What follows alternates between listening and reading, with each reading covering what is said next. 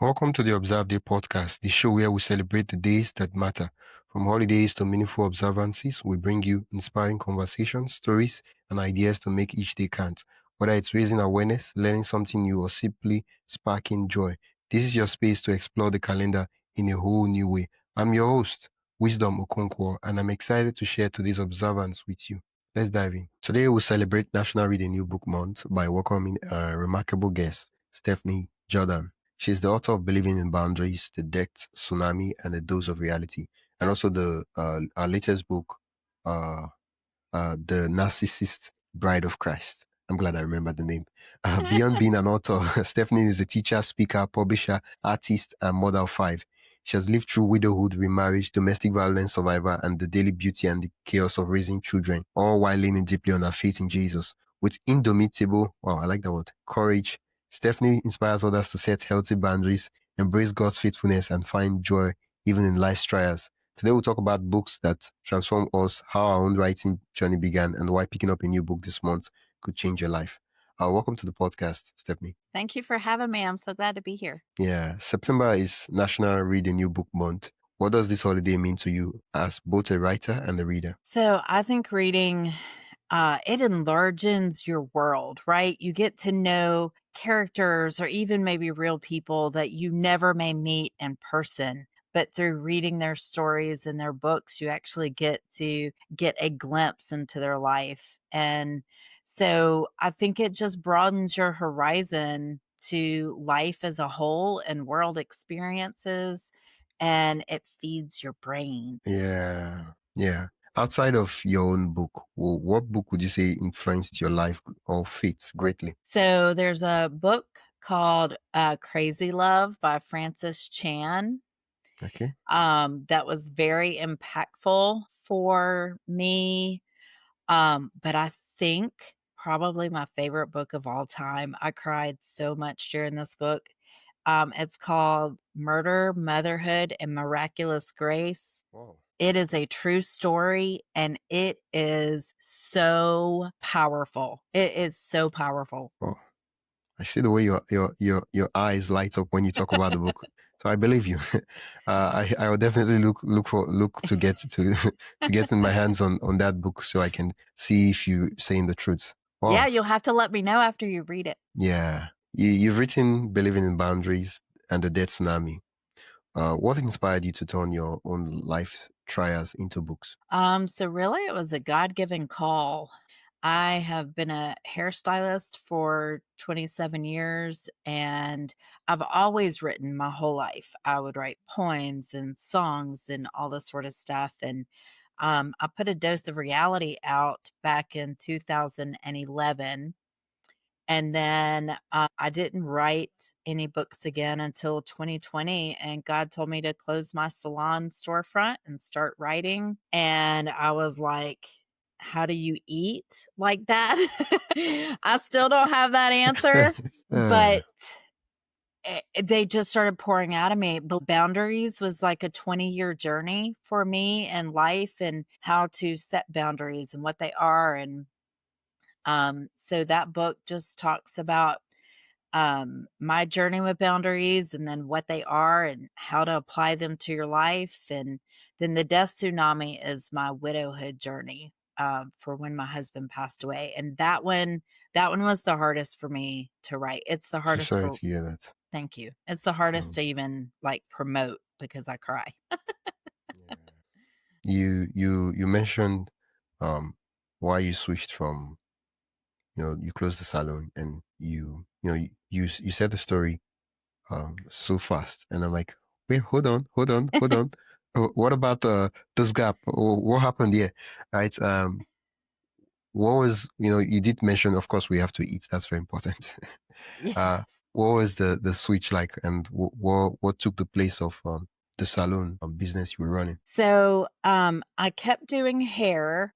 Just wasn't running a storefront company anymore. Oh, I just okay. went and was doing it for myself. And then last year I sold my home that I had had for 15 years and moved to another state.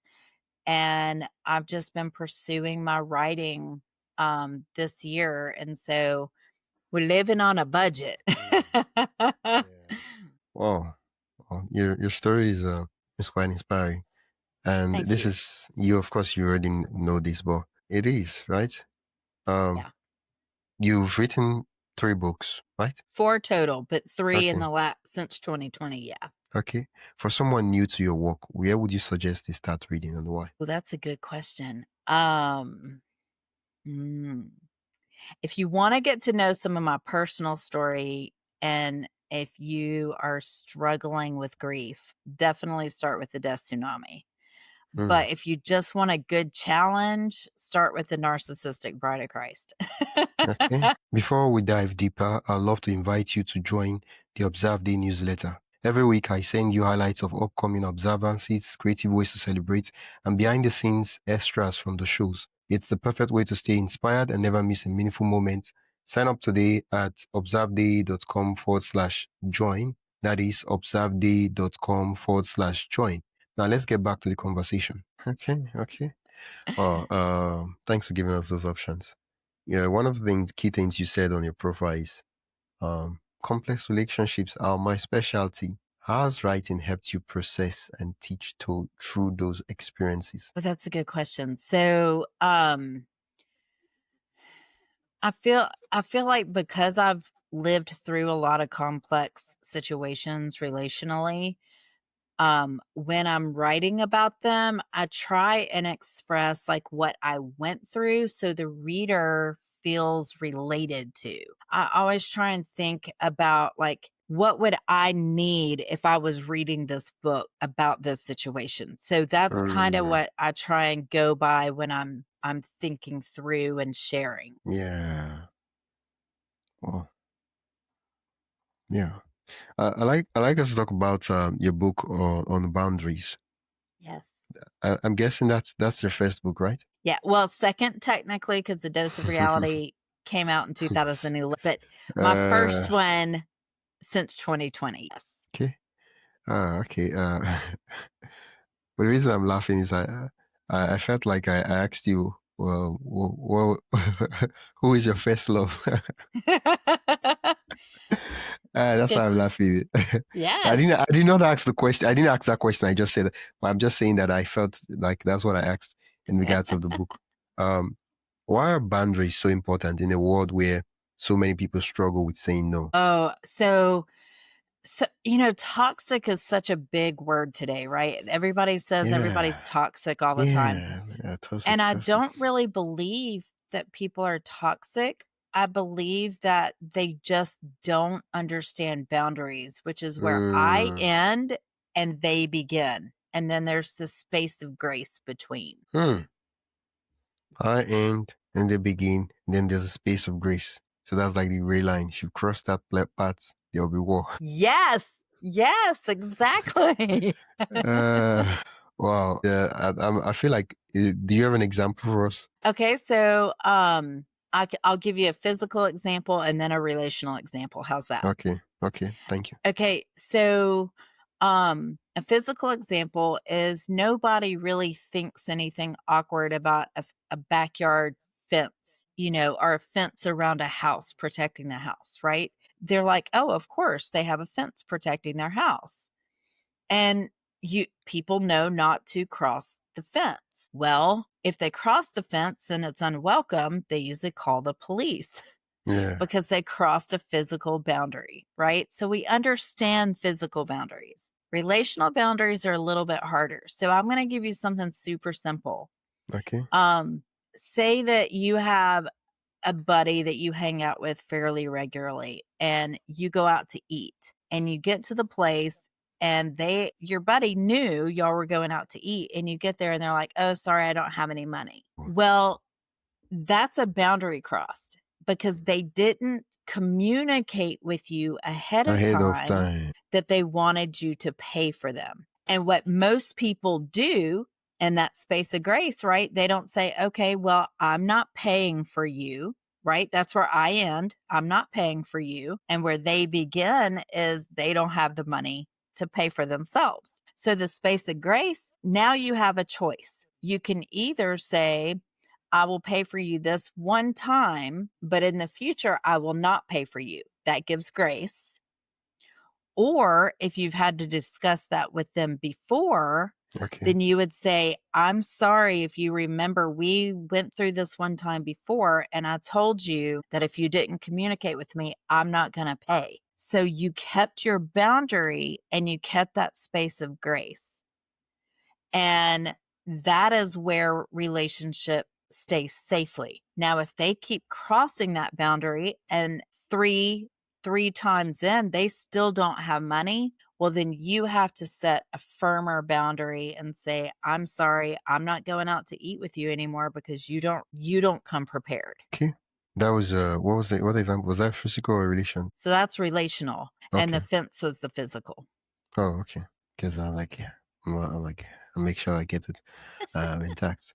One of the things you talked about um boldly is your faith. And so for me, the question is, how does your faith guide the themes you explore in your books? It's really everything. I think all the areas I've walked through in life, God has just used um those things to plant the seed for the world. So I had to learn about boundaries in my 20s and my own codependency and how I was my own problem.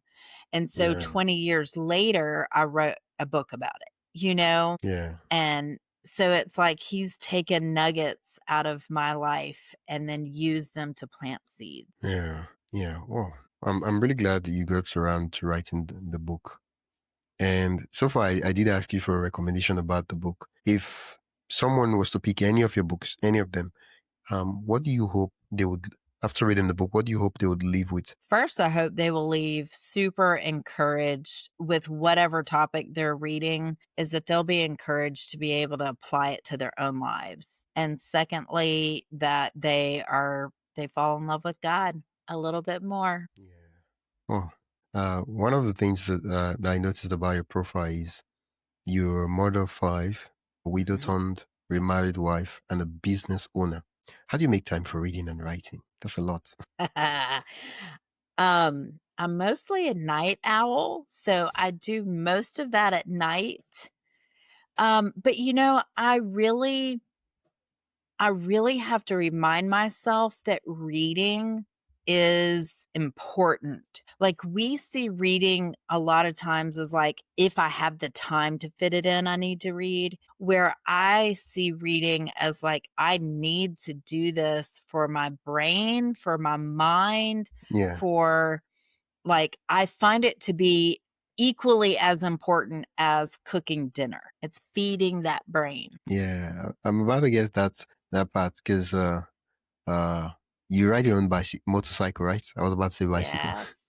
Yeah, and since we're talking about fuel, the books foil the same sense of freedom and adventure for you. Yes, I love that. Yes, that's exactly right. You get in a Yeah, good story and, like, I can just consume that. yeah. Okay, what was the most recent book you've read? I just started one today called Slow Kingdom Coming. Mm. Um, and so I just am digging into that one.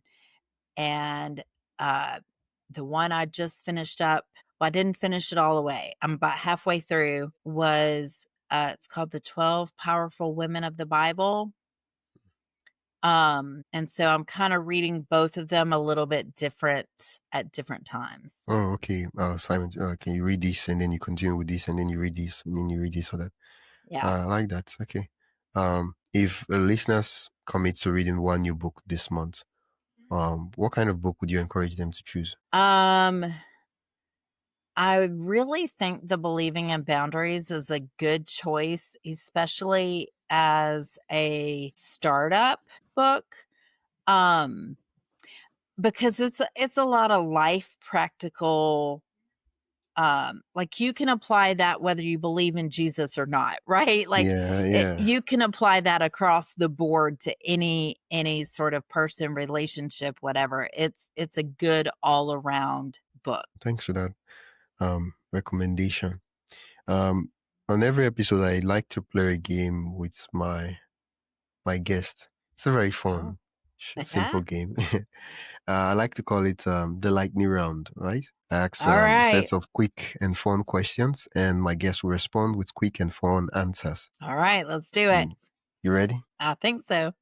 Okay. I am going to turn on my stop clock and see, how fast you get to respond to all 10 questions. Okay. Okay. Let's see. The average is about 2 minutes 30 seconds. So let's see if we go above or below. Okay, we'll start. What's the last book you read cover to cover? Cover to cover. My own. The Narcissistic Bride of Christ. Okay. What's a book you recommend to every Christian? Murder, Motherhood, Miraculous Grace. What's one book you wish you had read earlier in life? Probably Crazy Love by Francis Chan. Okay. What's harder, writing a book or raising 5 kids? Raising 5 kids. If your life were a book title right now, what would it be? The Jordan Chronicles. Okay. What's a Kindle audiobook or paperback? I usually do paperback, but I like Kindle as well. Okay. Coffee or tea while reading? Tea, absolutely. Favorite scripture you return to when reading feels like a lifeline? Say that again, I'm sorry. What's the favorite scripture you return to? Oh, Hebrews 11:1 is my favorite. It's all about faith. Can you read that out? It says the faith is the substance of things hoped for and the conviction of things not seen. Okay. What's one sentence of encouragement to someone picking up their first book this month? Keep going, dig in, put the principles into place, and never give up. What's next? What book are you writing now? I'm about to start a new book called The Legacy Builders. Wow, I like that title. Thank you. Wow, in 2 minutes. Wow, that was fast. Woo! That was fast. Wow, okay. Did I ask you 10 questions? It looks as though I asked you less than. Oh, that was super fast. Okay. I don't know, you got me sweating over here. Okay, thank you so much, Stephanie.